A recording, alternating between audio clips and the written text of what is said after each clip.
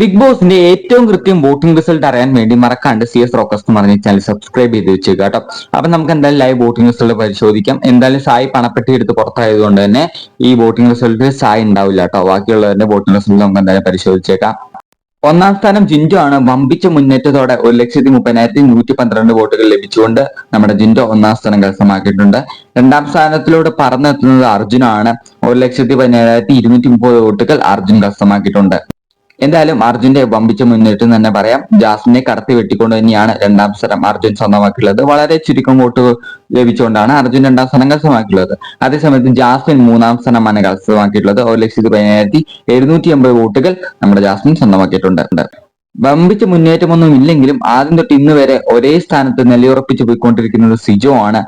1,02,350 വോട്ടുകൾ ലഭിച്ചുകൊണ്ട് സിജോ നാലാം സ്ഥാനം. അന്നും ഇന്നും നാലാം സ്ഥാനം മതി എന്ന് പറഞ്ഞ് പോയിക്കൊണ്ടിരിക്കുന്നത് സിജോ ആണ്. പിന്നെ അഞ്ചാം സ്ഥാനത്തോട് ചെറിയൊരു മുന്നേറ്റമൊക്കെ വഹിച്ചുകൊണ്ട് നമ്മുടെ ഋഷിയാണ് അഞ്ചാം സ്ഥാനം കരസ്ഥമാക്കിയിട്ടുള്ളത്. 88,790 വോട്ടുകൾ മാത്രം കരസ്ഥമാക്കിയിട്ട് ഋഷി അഞ്ചാം സ്ഥാനം കരസ്ഥമാക്കിയിട്ടുള്ളത്. പക്ഷേ ചെറിയൊരു മുന്നേറ്റമെല്ലാം കാണാൻ സാധിക്കുന്നുണ്ട്.